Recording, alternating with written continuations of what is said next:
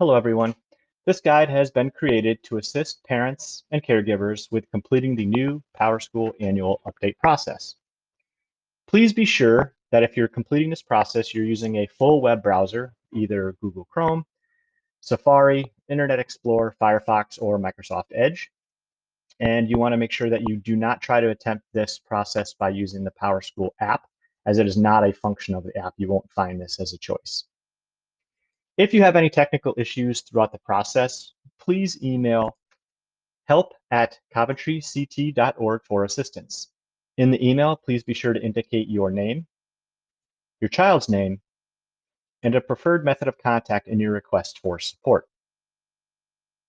Once you're ready to access the parent portal for PowerSchool, all you have to do is go to the coventrypublicschools.org website, coventrypublicschools.org, and then at the top right-hand corner of the webpage, click on PowerSchool.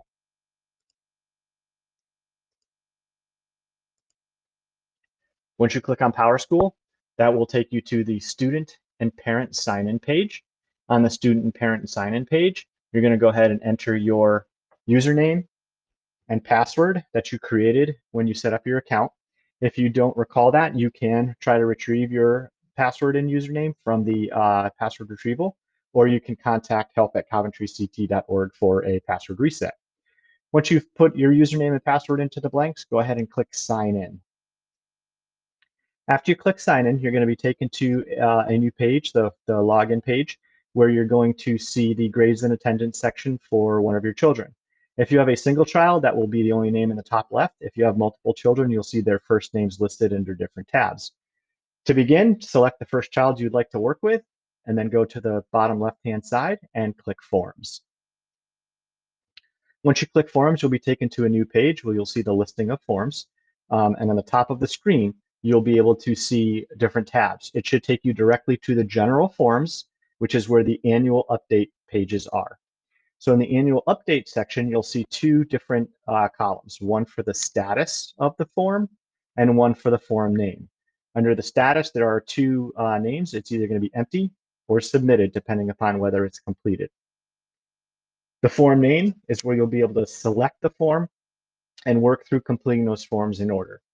So the first form we're going to work on is going to be the annual Chromebook usage agreement, first grade 6 through 12. Depending upon what school your child is in, that will dictate which types of forms you'll need to complete.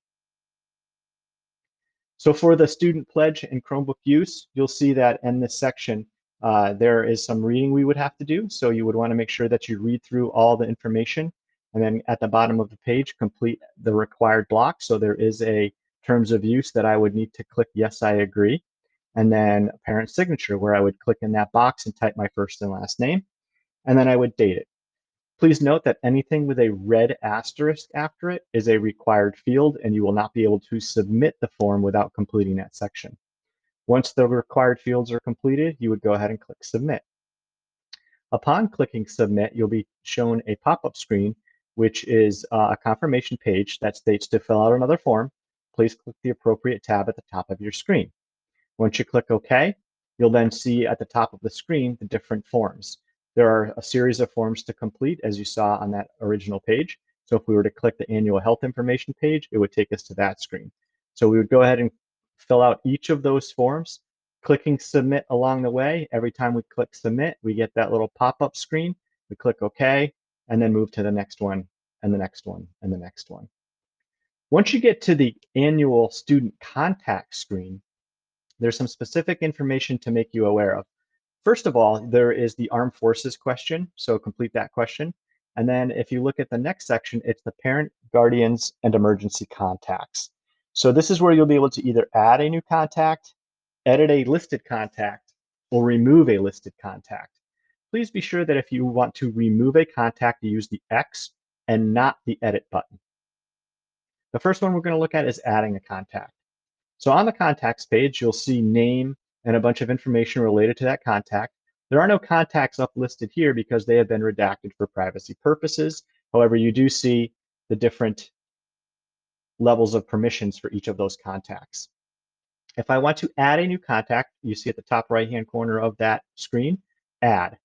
So if I click add, it's going to take me to the new contact screen pop-up where I can enter the information for my new contact. I can add addresses, phone numbers, email addresses. Underneath that, on the left-hand section, you're going to see the permissions. These are all red asterisks, and you want to check yes or no for each of those sections as appropriate. I do want to draw your attention to the final one on the bottom left of the permissions where it says receives mail.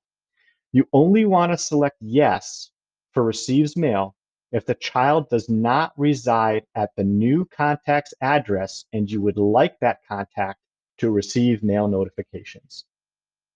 Once you've completed this permission section, you're going to go ahead and apply the contact to. If you have multiple children, this is where you can select all the children to add this contact to. Once you do that, you would click save and you'd be brought back to the contacts page. The next part of the contacts page we're going to talk about is the edit section. So underneath where it says add, the first little blue box is a little pencil for edit. So if we click on that, it's going to take us to a screen which will say edit and the name of the contact you're going to edit. So perhaps this person has a new address, they have a new phone number, maybe a new email address that you want to make sure you change. You can go through and adjust that. Let's say you want to take off one of their contact phone numbers, you could do that. Maybe you want to change their permissions that they have, you could do that as well. Just like you did on the add a new contact, you can apply those changes for that contact to all children if you have multiple children, and then click save. And then the final section of the contacts we'll be taken to is the delete contact. So only if you want to completely remove a contact, under add, you'll click the X to remove that contact. You'll be prompted with an "Are you sure?" message for confirmation. It will tell you that once that contact is removed, you cannot add them again using this form. Removing this contact will not delete the contact's record because they may be a contact for someone else. So you would go ahead and say yes, remove. Once you say yes, remove, it will tell you that that contact has been removed and the change will be saved when you submit the form. You would go ahead and click OK. Once you click OK, you're back to the contacts page. Once again, at the bottom of the page now it says, apply this list of contacts to. If you have multiple children, you can select off those two checkboxes, or 3 checkboxes, or 1 additional checkbox, just depends on how many children you have. And then once you click submit, it will submit these contacts for all the children that you've checked off. So you don't have to repeat this process for every child. So once you click submit, it'll take you back to that page. When you're completely finished with completing all your forms and you want to leave, or if you're not done and you want to leave and come back, make sure that you've either saved all your information or you've clicked submit to the ones you've completed. You may see a pop-up message that says leave site. Changes you made may not be saved. If you're sure that you've made all the saved changes, you can go ahead and click leave. Once you click leave, it's going to take you back to the main page of PowerSchool, and you want to go all the way up to the top right-hand corner of the screen and click sign out. Once you sign out, you're completed with the process, and all permission forms should be, or all forms should be, have been submitted. I hope this guide was useful. I appreciate your time. Thank you, and have a great year.